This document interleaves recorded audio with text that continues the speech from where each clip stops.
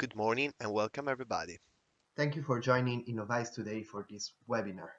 My name is Luca Serena and I'm a technical sales engineer for InfoWater, based out of our office in Wallingford here in the United Kingdom. Today I'm going to present to you our Esri integrated modeling platform for water supply system, which is called InfoWater. But before we start with the presentation, just a few notes for this webinar. Because of the people attending, you are all automatically on mute, but there is a Q&A panel on the right hand side of the screen where you can type any question at any moment. Mark Ellis is the support in the background for this webinar. It will be gathering together all the questions and we will provide a verbal answer at the end of the presentation, following up with more details on an email following the webinar. This is InfoWater, and as I said before, is a GIS integrated modeling software for water supply system. It basically offers direct ArcGIS integration, enabling engineer and GIS professional to work simultaneously on the same integrated platform. So what you can see in front of you is the classic R-map window. InfoWater runs a normal extension of ArcGIS, providing additional toolbar which enable engineer to perform hydraulic analysis inside ArcGIS. Here is the Davis model. This is in the US, in California, and if we look at the project information, we can see that there are a little bit more than 2,000 pipes with 23 reservoirs and 23 pumps. So we're looking at a medium-sized model, and I'm going to present you InfoWater using this model. If I zoom on a particular area of the network, we can select any element, and on the Model Explorer we can see the information for the element that we have selected on the map. So for example, looking at this junction here, I can see that I have a demand of 0.84 liter per second, and I have a demand pattern for our residential area. Within the Model Explorer, we have also the ability to look at Google Map link. So this will basically open the Google Street View, and we can easily locate the element that we are looking on our map window. So for this junction here, we are in the middle of this street, and we can see that there is a tank in here in the network. And if I go back to my network in the GIS, I can see that the tank is in here. Another easy way to look at the information from our model outside ArcGIS and outside InfoWater is by publishing all the network on the Google Earth. So I'm going to create a domain because I don't want to export all the network, and I'm going to export just this selection of elements on Google Earth.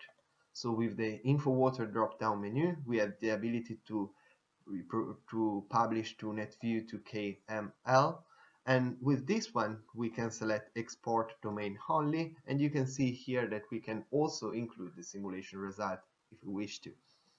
Just by clicking export, in Google Earth will automatically be launched, and as soon as this is ready, it will zoom on the particular area of the Earth where our model is. So here is zooming in the US, in California, and we can now see our model on Google Earth. So we can zoom in and look at the tank that we were looking before on the street view. And from here, we can also select a model element and look at the information for the element that we are looking at. So the pipe, for example, we have not exported the simulation result, but if we had, now we will see also the simulation result. Now, I'm going to clear the domain and look at the entire network. And what I'm going to do first is to perform a run. So within the run manager, we have the ability to perform the hydraulic simulation. And you can see there is a green light here that shows that simulation ran successfully, but we can also have a yellow light which shows that the simulation ran, but there are some warning, and also a red light which shows that the simulation failed. And if this is the case, we can look at the message board here, which provide any information for the reason of the pump of the simulation failure. Now that we have our simulation, we can start and looking at some of the results, and I'm going to zoom on a particular area of the network. So again, I can select a pipe and I can look at the model explorer to look at some of the output during the simulation from here. So I can see now that the flow is 20.59 liters per second for this particular pipe, but we can also look at the graph. So for the entire simulation, what is the value of the flow, for example. And in this drop-down menu here, we have the ability to look at different simulation results at loss, just to make an example. We have the ability to add additional information to this graph with this reference graph button. So with this quick mixed graph option, we have the ability to look at more simulation results within the same graph. So in this example, we are looking at the flow with the blue line and the head loss with the green line. Within the report manager, we can access as many types of simulation results, and we can access as a graph or as a tabular report. So I make sure that I select the simulation that I'm interested in, and for example, we can look at the AGL profile. So we simply select the pipe that we want to display the AGL profile on the map, and then we suddenly see the profile. We can modify some of the properties for the graph, for example, apply a custom scale that range between 0 and 70. And once we have done this, we can play the simulation and see how the head change as we step through the simulation. Another example of a result that we can access from the report manager is the pump curve. So again, I simply select the pump on the network and I see the pump curve, and I can also see the operating point at the time that we are looking at, so 0 for example. And from here we can play the simulation and see what is the range on which the pump is operating in the network. Now, we have been looking at the simulation result for just a single element that we have selected on the map, but we may want to be able to look at more information simultaneously. And to do that, we can use this map display option. So for example, we want to look at the pipe, we want to look at the pipe in terms of flow. We can specify the first color, the last color, and with this ramp color option, it will automatically grade the color in between the two values that I specified here. Same thing for the sides. We can specify a number of breaks that we want, and once we have defined this, we can simply click on apply, and we can see now that our map is color based on the flow that there is on the pipe. And if we want, we can look at the table of the contents on the pipe shapefile layer. We have what this color actually means in terms of flow. If we want then to create a more detailed view, we can also label the pipe and display the flow that there is at the particular time step that we are looking at. So for example, I'm going to define a new annotation, and I want to display the pipe flow, and I can apply a title. So Q is equal, and I want to show the units as well. So now you can see that on the network, every pipe is associated with a flow, so I can easily see what is the flow for all the pipe in the network. I'm going to reset the map display. Now, if we have SCADA data, we can also compare model results with real-time data. So for example, for this junction here, I want to look at the pressure. And always with this quick mixed with reference chart button, we can grab data from an external data source. And on this text file here, I have my observed data in terms of pressure. So now you can see that I have on the same graph side by side what is the pressure that is simulated by the model and what is the pressure that is being measured out on the field. So this enables engineers to easily verify the model results. Another thing that we can do for viewing results is creating a DB query. So for example, I have a query set here for the pressure zone, and these DB query are basically based on values in the project database, and they are all combined together in this query dataset. So for example, here I have the various pressure zone defined by different DB query, and we can color them with different color. So if I just right click and press apply query set, I want probably look at the entire network. I can see that all the pipe are colored based on the zone that they are applied to, and all of this is dynamic, so it will dynamically adjust if the pipe zone change. So I'm going now to clear this result and moving on with the presentation. We can now take a look at some Fireflow results. So I don't want to run the Fireflow simulation on the entire network. I'm again just going to create a domain with just this pipe, and I want to run a Fireflow on this domain. So within the report manager, we have this Fireflow tab where we can specify to run the Fireflow on domain only, and here is where we type the pressure that we want to target. So 40 meters, for example. When I press run, it will run the Fireflow simulation for all the junction, and I can see here that I have the Fireflow demand, which is 32 liters per second for the junction, the residual pressure where we are pointing at this Fireflow demand, and this is the available flow that we would have when we are pointing at this available pressure of 40 meters that we have specified before. If we want then to take a step further, we can run a design Fireflow. And in this case, we are not looking at only at the residual pressure at the hydrant that we are going to operate, but we are also looking at if there are any critical junction with a pressure that drops below 32 meters. So the report manager shows a slightly different tab now. We have our total demand, available flow, and it displays also a critical junction, which is having some pressure, some problem in terms of pressure. And if we look at design Fireflow here, I can see that there is these junctions that is under operating on my network. And I want to probably investigate the reason for that. So this junction 1502 is under operating. The best way to investigate this information is looking at the information on the map. And an easy way to do that is by creating a contour. So I'm going to define a new contour for the Fireflow.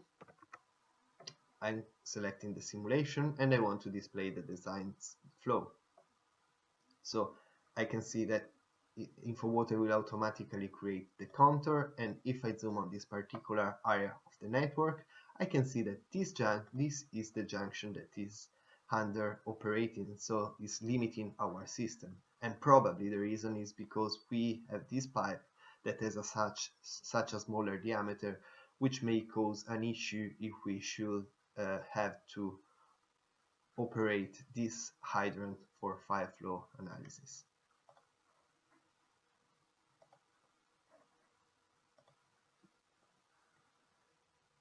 Moving on, the scenario manager is a very quick, easy way to manage different scenarios.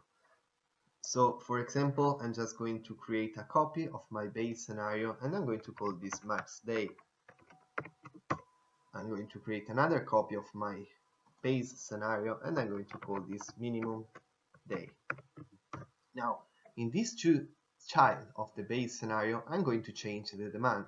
So because I want to change the demand only for the selected scenario, I'm going to define a new demand set just for the max day. So I'm going to clone the base demand set and I'm going to call max and apply to this scenario. Same thing for the min. So close my base demand set and call this time min. So now, as long as I'm modifying the demand, it will modify just for this particular scenario and not for the base scenario. I'm going to activate it, and if you look at the Model Explorer, it clearly says that I am on the max day scenario. So within the DB editor, we can access to all the modeling parameter. So if I just open the junction demand data tab, I will have a list of all the junction with the demand. So I'm going to block edit this information in order to increase the demand. And the easy way to do that is by multiplying by a factor 1.2, for example. I'm going to save this and do the same things for the minimum day.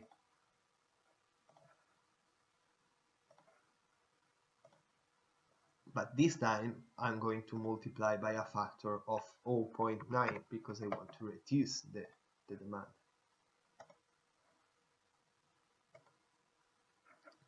From the Scenario Explorer, we have then the ability to run a batch simulation, and we simply select the scenario that we want to operate to simulate, and InfoWater will automatically perform the three simulations all together at the same time, and then we will be able to look at the simulation result and compare the simulation result.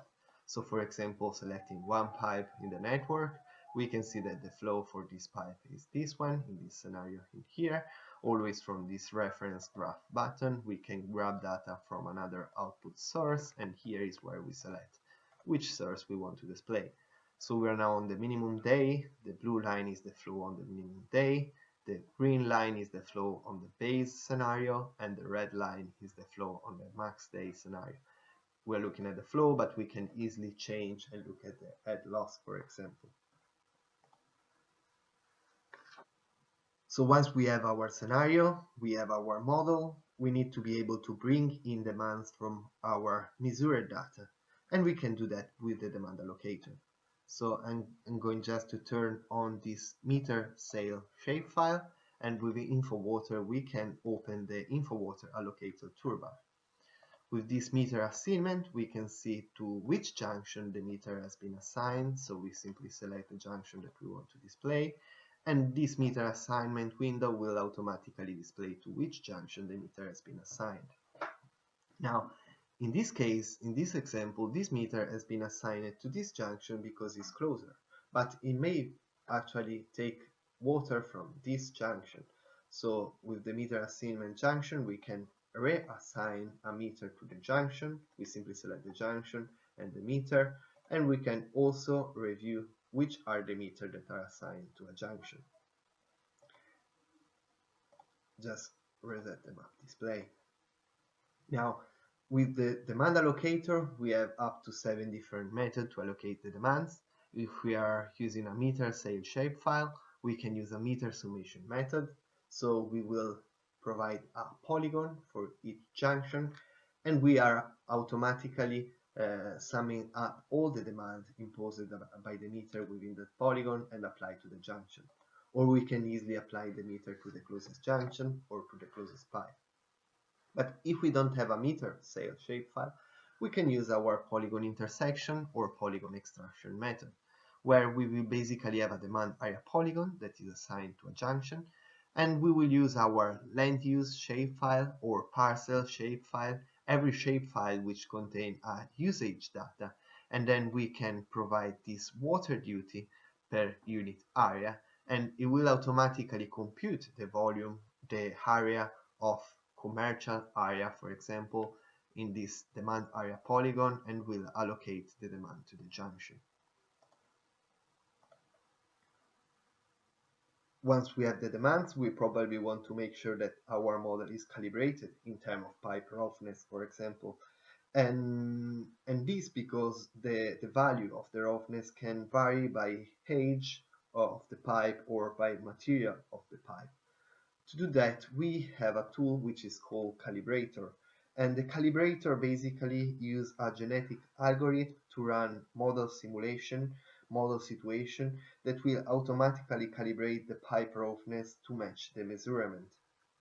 So with this roughness group, we have different pipe groups which are basically defined in reason of the age of the pipe, in reason of the material, or in region of the diameter of the pipe. Once we have set this up, we can start the genetic algorithm process, and will come out with the best value for the pipe roughness to match the observed data. So you can see here is where we have set our observed data. Here is our simulated data, and we can look at the graph to look at how well our model is reproducing the observed data. And we can do that by talking about junction pressure, talking about pipe flow, or talking about level on the tank. So I'm going now to switch back to the base scenario. I'm going to activate it and just running a standard hydraulic simulation just to make sure that I'm looking at the right result set. And let's say that we have a that we want to design a new subdivision. So I'm just going to zoom on a different part of the network, and we may want to optimize the actual physical components this time, like the pipe diameter rather than the pipe roughness. And for doing that, we can use a tool which is called Designer. So I'm just going to create a domain using the domain manager, and I'm going to create the domain based on a selection set. So I have this subdivision area, which will create the domain of the new area that we want to design. So we can open the designer, and what it does is basically using genetic algorithm another time it come up with solution of pipe diameter, of pump material or tank attributes in order to meet given constraints. So in this example here I am going to design just the pipe diameter for this area. This forced option is checked because we are going to place new pipe which have a diameter that ranges between these two values and are cost based on this cost code in here. And I can see that this cost code corresponds to new pipes, and the pipes are more expensive as the diameter is bigger. In this we can then apply some constraints. So for the junction we have a minimum pressure of 14 meters, a maximum pressure of 40 meters, and for the pipe we can specify a maximum velocity or a maximum loss, so 10 meters per thousand for example. Once this is set up, we can start the optimization process, and we run with different situations, and it will come out with the three better solution. Each one of those is associated with a cost. So there is a total cost that is defined by the sum of the design cost, so the cost for placing new pipes in this case, and the penalty cost. So every time that it doesn't meet a constraint, it will be transformed in a cost. And if we want, we can look at some of the detail of the simulation of the different solution. So within the solution 1, the pipe that are on group 1 will be pipe for 203 millimeters for a total length of this one and a roughness of this. Once we are happy with the solution, we can export that information and we can apply to a pipe set if we're going to design the pipe, to a pump set if we're going to design the pump, or a tank set should we going to be design the tank. And again, I can use the scenario manager to create a design scenario, for example, and I know that I'm going to design the pipes. So within the scenario explorer, I will define a new pipe set, and I'm going to export this information just to the pipe set that I just created. So now that our model is set up, I'm going to show some of the search analysis that we can perform with InfoWater. So if I just zoom to a different area, we want to run a surge analysis for this pump shut off, and we are interested in looking at the result on this junction in here. So with the run manager, we have a surge tab, and we can simply start the surge analysis, and you can see that from the graph that we have some cavitation. Now, the best way to look at the result of a surge analysis is looking at the profile of the pipe. So I'm just going to create a domain for this pipe, and a very useful tool is this network path, where we basically can select the first junction, the last junction, and InfoWater will automatically create a domain with the pipe that will connect these two junctions. So now within the report manager, we can select our search analysis and look at the head profile for the search. I just need to select the pipe in the domain. So in here, I can see what is the maximum head that is reached over the course of the simulation, the minimum head, and we can clearly see that there are some cavitation at the head at the time step that we are pointing. So we can play the simulation and see where we have cavitation. And we also have this animation viewer where here is our pump, here is our junction, and we can play, and you can see the water gets color on a different color when there is some cavitation.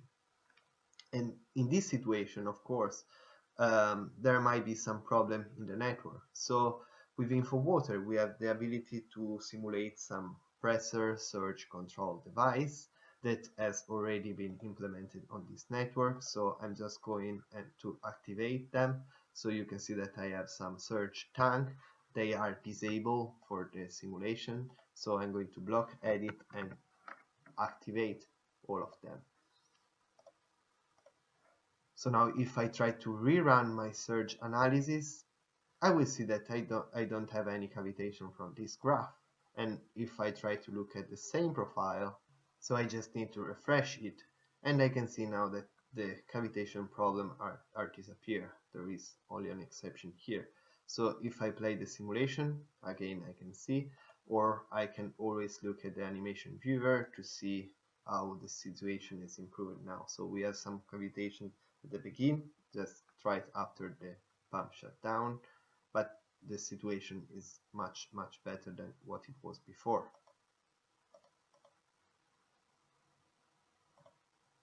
Now zooming out to the entire network, as I said at the beginning of this presentation, this is a quite small network, but most of the time our client use to work with very complex and big network. So within InfoWater we have a tool which is called Skeletonizer, which will automatically reduce the size of the network, just removing some pipe, the smaller pipe generally speaking, and this will automatically reallocate the demand as well. In this example here, I'm going to use a different tool, which is called Facility Manager. So we can use this tool to basically remove some part of the network and make them inactive for the simulation. So I have a DB query which select the smaller pipe in the network. Just by clicking remove, it will automatically remove from the simulation some of the pipe, and I can see that they are gray out. The problem here is that some junctions are disconnected, so I'm just going to remove all the junctions in the network, all are grayed out, and then I can add only the connecting nodes. So now I have a working model which is much smaller, so not in this time, but generally speaking the simulation will be faster. So you can see now that I have 1300 pipes, where if I'm going to reset the facility set that they've just defined and run the simulation again, I can see that there are 2000 pipes now. Now the simulation ran fast in both the situation, but with bigger network, this is going to be a very useful thing. So we have run our pipe surge analysis and fixed it by activating the surge control device. But now let's say that we don't have those elements in place and we ended up with a pipe break, for example. So we have some kind of leak in the network. So I'm just going to zoom on a specific area of the network, and with the run manager you can see that there is a break tab where we can select a pipe from our network. We can simulate the complete pipe rupture or just specify a size of the break, so 50 mil for example. Once we have defined this, we can run the simulation, and if we now open the report manager, we can add a new graph selecting the simulation that correspond to the break, and look at the break graph. So we can see the break flow, the break volume, and the cumulative volume that is going out from our network. Now this is all for the 1D, but if we want to define the flooded area because of this pipe break, we have a 2D capability with InfoWater 2D. So we can easily define a 2D area, so the area from which we want to perform the 2D simulation, and just give it a name. And as long as we have a ground model, we can mesh our area based on the ground model that we have. So in this example, I have a vertical wall as a boundary condition. I have a maximum triangle area, and you can see that we can specify terrain sensitive meshing as well, just to reduce the size of the element when there are biggest slope. So now that I have my 2D mesh, I can run the 2D simulation as well, and this is easily done by checking this simulate water spill with 2-dimensional hydraulic modeling. So now the simulation eventually will take a little bit longer, but it shouldn't be that long. And once it's performed, we can start looking at the HUD results. So this is my flooded area in terms of max depth, but we can always specify a map display. So set the number of classes and specify the first color and the last color, ramp them, and then we can investigate how the flood spread in the ground by stepping through the presentation. Now I'm going just to close this 2D area and this one, and I'm going to turn this valve layer on, and I'm just going to be focused on a different part of the network. With InfoWater, we have a tool which is called Valve Criticality Model, and what it does is basically if we have to take any valve offline, it will look at which other valves need to be closed in order to isolate it and how much of the system is going to be affected. So for example, how much demand is going to be lost because that isolation. So in this first window here, it's just connecting to the right GIS layer, and then we can specify as we are running the model if we want to maintain pressure in this range or if we want to have our velocity constraints. Once we have defined all of this, we can run the valve criticality model and we'll come up with a list of all the pipes. And for example, in order to isolate this valve, we are going to close one element, 6 junction and 6 pipe are going to be isolated, and 1.27 liter per second of demand is going to be lost. Once we have selected a line, we can look at more detail to the nodes that are being isolated with the list of the nodes, and we can also display on the map, and same things for the valve, for the pipes. So in this example here, this is the valve that we wanted to isolate, this is the valve that we are going to close, and these are the junction and the pipe that are going to be isolated.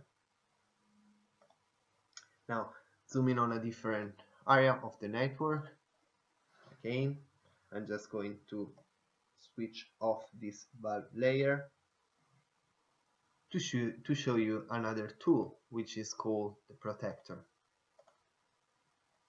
And the protector is like a suite of water system operator tool, which is used for managing the system in pre-crisis event. So for example, we have this contamination tab where we know that there are some water quality issues that are coming out, that are entering the system from this junction, and it started hour 5 and the duration is 3 hours. We can run it and trace which are the other part of the network that are receiving the water from this junction. They are colored on a color for the affected facility, and if we have our property layer, for example, we can easily create a list of customers to notify. So these are the customers that are notified, and we have the list of those, and we can easily send a notification because they are having this problem. Now, because we have this junction that is providing some water quality issue, we may want to be able to isolate the junction. And in order to do that, we should have some valve on our network. But on this network, we don't have any valve. So what we have got here is the ability to create a domain with the closable pipes, so pipes that are a valve in it, and InfoWater will automatically run and create a list of the affected facility and a list of the closed facility in order to isolate this junction. So I'm just going to change the display and run it. So you can see here that these are the junction, the pipes that are affected by this isolation. These are the pipes that are isolated, and I can always press notify to create a list of customers to notify. This breakdown tab is quite similar to the isolation tab, but the only difference is that on the isolation tab we are going to isolate a junction. On this tab we are going to isolate a pipe, and again is creating a selection set for the affected facility. If we want, we can also evaluate what would be the situation if we would have to run some fire flow simulation on with this area that is affected. With this event trace um, tab, we have the ability to select a junction. Let's say that we are having some water quality issue from this junction again, and we can trace to see where the water that is on this junction is coming from. So we have three sources, and 83% of the water is coming from this source here in the network. We can then take a step farther and run us on the other way around. So because we are having problem on this junction of water quality, most of the water is coming from this source, and these are all the customers that are receiving water from this source, so they may have some water quality issue as well. And again, last time we can create a list of customers to notify.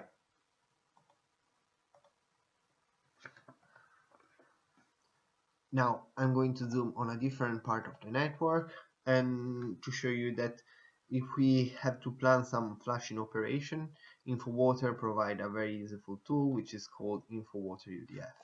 Within the InfoWater UDF we have a flush zone manager which define the zone that we are going to flush. Within this zone we can specify a minimum flush velocity, a minimum residual pressure at the hydrant that we are going to operate, a minimum system pressure within the pressure zone, and a minimum shear stress. I'm going just to reset this one. Once we have defined the flush zone, we can start with the flush sequence manager. So define the different sequences for the pipe that we need to flush. So we have the selection of the pipe that we are going to flush. Within the operation, we have the list of the valve that we are going to close and the hydrant that we are going to operate. And you can see that on my network, I don't have any hydrant, I don't have any valves, so I can just turn this then on. They are just GIS layer. So I don't need this element to be in the model because we have the ability to grab that information from an external shapefile. So for example, for the hydrants, I have my fire hydrants. I just need to provide a unique identifier. Same things for the valves, hydrant valves and unique identifier. So now the valve and the hydrant are registered, are within my model.